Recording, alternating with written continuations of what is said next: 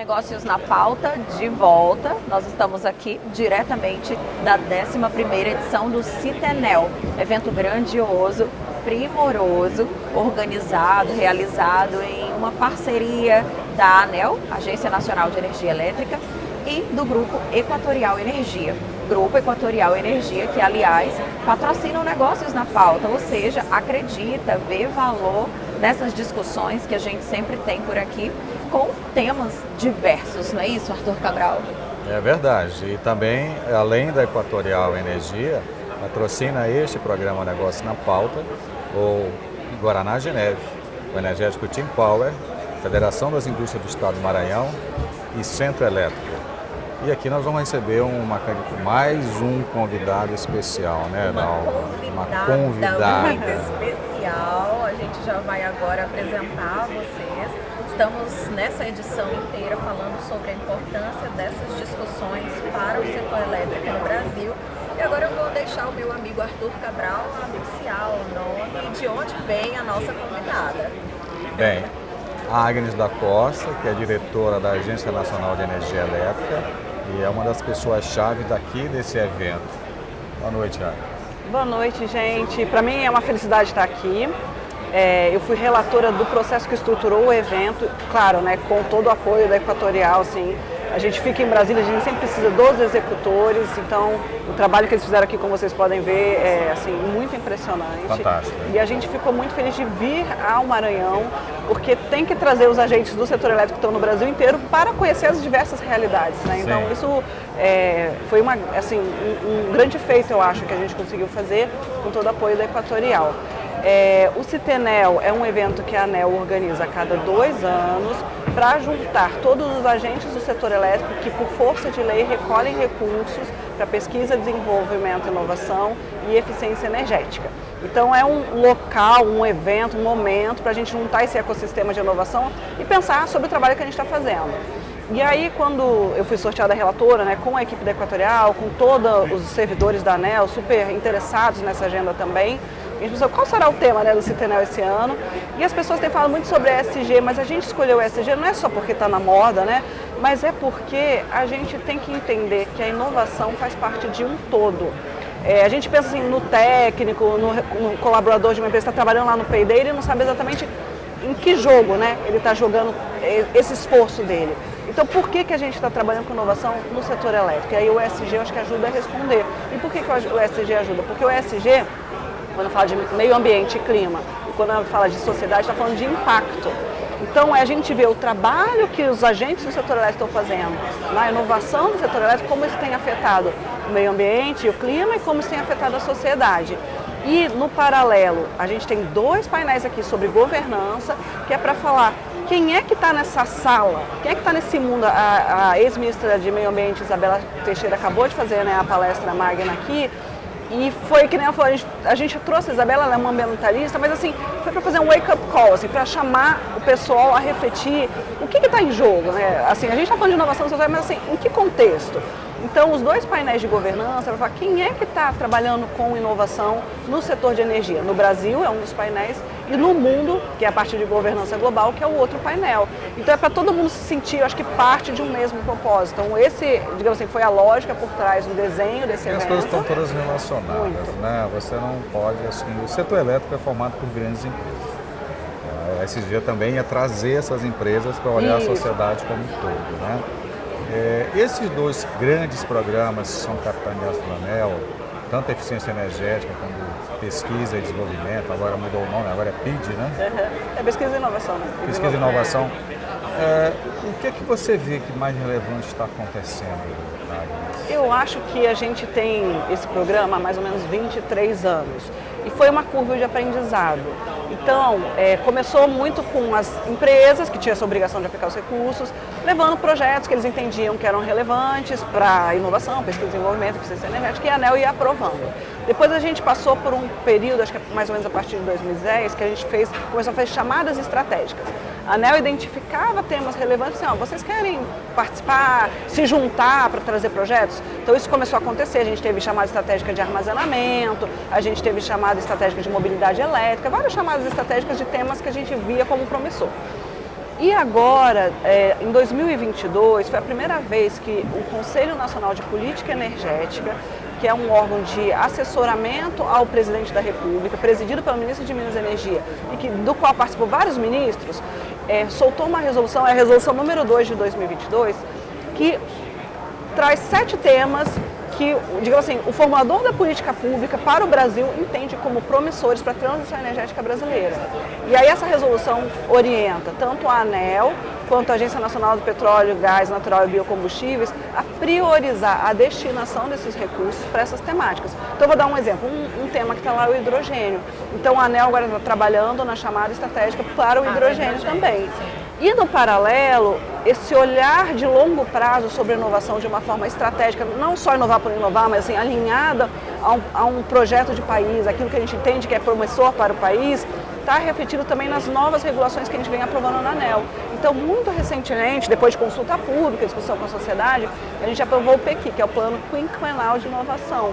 Então, hoje a gente consegue ver quais são os temas prioritários para a ANEEL nos próximos 5 anos, o hidrogênio está lá também, óbvio, como que a gente vai medir os resultados desse programa, como a gente vai divulgar os resultados para a sociedade também saber o que a gente está fazendo, e principalmente porque na inovação é muito importante você saber o que existe para fazer o que eles chamam de spin-off, né? Então, alguém já desenvolveu um projeto aqui, putz, eu acho que dá para usar esse resultado e fazer outra coisa. Então, essas sinergias, elas são muito importantes. E aí é interessante também, a gente conversou agora há pouco com o superintendente de inovação do Grupo Equatorial, o Sérgio, e ele fez alguns comentários aqui sobre pioneirismos no Brasil. Então eu vou pegar essa deixa para perguntar a você o cenário hoje de uso e consumo da energia, de geração e de consumo de energia no país, em que pé nós estamos, por exemplo, numa transformação que seja mais sustentável, que seja mais consciente e que o cidadão, para além do custo da energia, também enxergue o impacto do uso que ele faz dessa energia no dia a dia, Agnes. Então, assim, são vários movimentos que ocorrem no paralelo. Assim, a gente sempre fala que o Brasil ele tem uma posição muito privilegiada. De verdade, o setor elétrico brasileiro conta com mais ou menos 85% de energia renovável. Então, o cidadão brasileiro não tem que ter tanta preocupação com isso. Mas, por outro lado, a gente vem passando por uma discussão de reforma setorial desde mais ou menos 2016, 2017, que trata muito de mudar as regras do setor elétrico para permitir um maior empoderamento do consumidor, o consumidor poder fazer escolhas mais conscientes. E uma dessas discussões que existe é justamente sobre a abertura do mercado, porque hoje a maior parte dos consumidores, principalmente residenciais, não tem como escolher de quem comprar energia. Então a gente compra das distribuidoras e as distribuidoras, por sua vez, têm que comprar em leilões que são organizados pelo governo. É óbvio que o governo, quando vai desenhar esses leilões, olha o potencial energético, as fontes renováveis e desenha os produtos para essa contratação. E é por isso que essa matriz vem continuando sendo muito limpa. Mas, de qualquer forma, acho que o consumidor gostaria de fazer essas escolhas. Então, uma das questões que está em discussão, né, no nível de Congresso e no Ministério de Minas e Energia é como que a gente continua a abertura do mercado para que o Brasil possa ser, por exemplo, como é o Reino Unido, assim, que o consumidor pequenininho também possa escolher de quem comprar. Mas já tem um cronograma para isso, Tem, né? então assim, a gente tem um cronograma que é válido, que até janeiro do ano que vem, que abre para toda a alta tensão, né? Então toda a alta tensão vai poder comprar e assim, é bastante gente mesmo assim. Só que mesmo assim não é... pequeno que é consumidor? Então, para o pequeno ainda não tem, tinha uma proposta de portaria do Ministério para abertura até a baixa tensão, mas foi colocada em consulta pública, mas ela ainda não foi publicada. Por quê? Porque existe um probleminha com essa abertura se ela for feita de uma forma não sustentável. Que é, no momento que o consumidor resolve de quem comprar energia, o que você faz com os contratos que a distribuidora comprou nos leilões? Sim. Então, o universo uma transição razoavelmente longa, né? Isso, então o universo de pagantes na distribuidora diminui e eles ficam tendo que pagar esses contratos. Então, tem e por isso que isso está em discussão em lei, assim, você cria um encargo para poder migrar o consumidor e ele levar um pedacinho desse custo, não deixar para trás o custo para os outros. Então, essa sustentabilidade da abertura do mercado é uma discussão muito importante, que ela tem que ser feita pelo Congresso, porque é lá que se reflete os interesses da sociedade, né? Tem que pensar também se vai baixar o custo do consumidor, né? Se for encarecer, exatamente. Não, exatamente. Eu acho que é lá que a gente tem que fazer esse tipo de discussão. Então, desculpa, eu não sei se eu ia interromper o Arthur, mas agora linkando com outra vertente do próprio evento onde nós estamos, o Citenel, que pretende ser e se comprometeu em ser um evento carbono neutro. Como é o acompanhamento da agência, a atuação das empresas no Brasil para que elas também façam ali um trabalho de mitigação dos impactos da sua atividade produtiva de energia? Gente, eu adorei a sua pergunta, porque assim, isso é um processo de aperfeiçoamento regulatório, eu acho. Hoje, as grandes empresas que a gente está conversando, elas têm muitos compromissos porque são listadas em bolsas, e aí tem com a CVM, Comissão Imobiliária, de Valores Imobiliários, a obrigação de reportar lá os seus relatórios de sustentabilidade, né, e mostrar como estão, né, fazendo isso.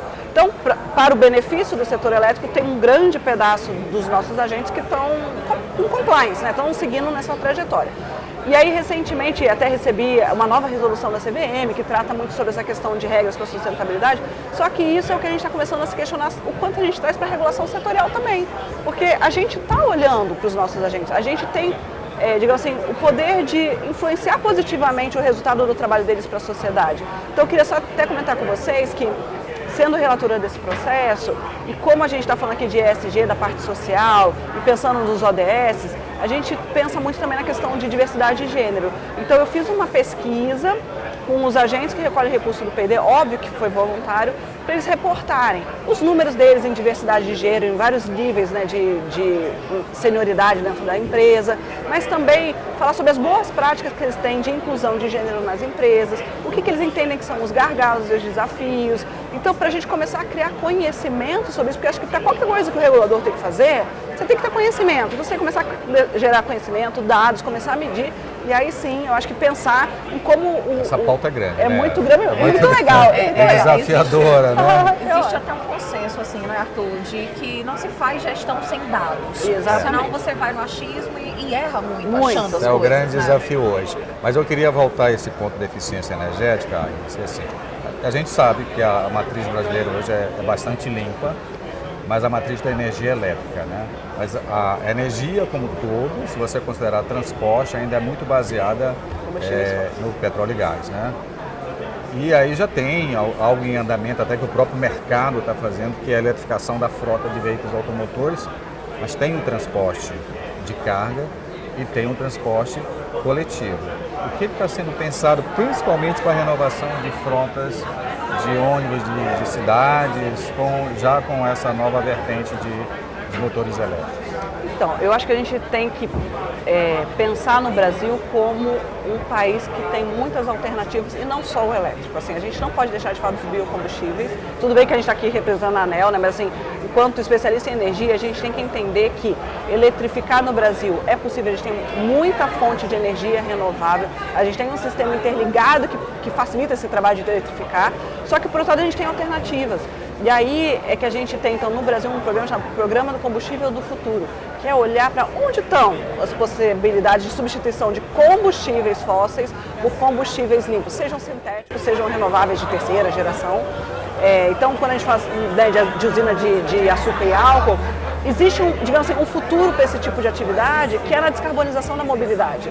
E aí eu acho que a gente tem, digamos assim, uma sorte de estar no Brasil e poder pensar nessas soluções alternativas.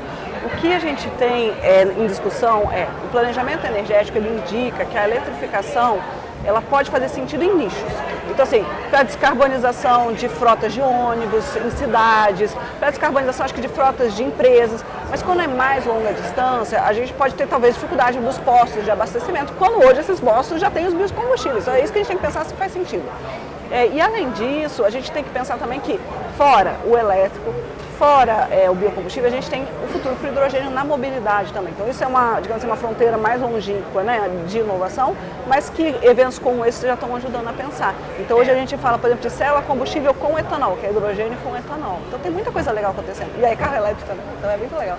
Olha, o carro elétrico já está tendo a explosão, né? Mas aí tem o transporte público e de carga. É verdade. A gente aqui entende também que é um espaço muito fértil para que essas sementes todas sejam plantadas e aí frutifiquem com pesquisa, com envolvimento da academia, com envolvimento dos órgãos públicos como um todo, os governos. Mas o nosso tempo está acabando. Muito bom. E aí eu gostaria de fazer uma última pergunta ou pedir um último comentário seu, Agnes, enquanto agência, sobre a atuação dessa grande empresa que é o Grupo Equatorial Energia hoje no Brasil, como distribuidora presente em 7 estados e fazendo um trabalho muito interessante de conexão de todos esses estados com um jeito de fazer a gestão muito semelhante, um padrão de gestão muito legal. Eu queria saber de você, enquanto agência, qual que é o olhar hoje para o Grupo Equatorial? O olhar é de um grupo muito sólido. Hoje o Augusto estava falando aqui na abertura, né, que começou aqui na ex-Semar, no Maranhão, verdade, de uma forma bem tímida, e hoje se consolidou como um dos grupos mais importantes de distribuição de energia elétrica que existe no Brasil. É óbvio que da lógica, né, da ótica do regulador, toda vez que uma empresa, como um grupo desse, compra uma outra empresa, a gente tem que ficar acompanhando de perto. Assim, será que vai ter perna, né, para assumir mais essa? Mas o que a gente tem visto é o quanto que eles têm exportado muito know-how, muita expertise para outras regiões, o que tem sido muito positivo. E por outro lado, quando a gente pensa no negócio em si, todo tipo de sinergia que você puder ter também significa redução de custo e que para as tarifas é muito positivo. Perfeito. Muito bom, né? Excelente, não é, Arthur? Tá acabando, né, Dal? Acabou. A gente ficou com um tempo muito pequeno para a quantidade de informações relevantes, de conhecimento. Mas a gente fica à disposição. Sempre que quiserem é só. Muito obrigada. ligar. Esse programa vai gerar filhotes.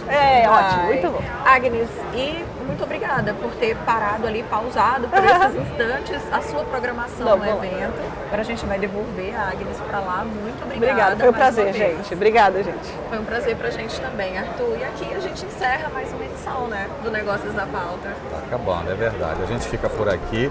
Negócio na Pauta, um oferecimento de Grupo Equatorial Energia, Centro Elétrico, Federação das Indústrias do Maranhão, o Guaraná Genérico, o energético Team Power, Dal. Muito bem. Então, muito obrigada às empresas que acreditam no Negócios na Pauta. Gente, como o Arthur falou, fica por aqui e se vê na próxima oportunidade. Até breve. Tchau. Tchau.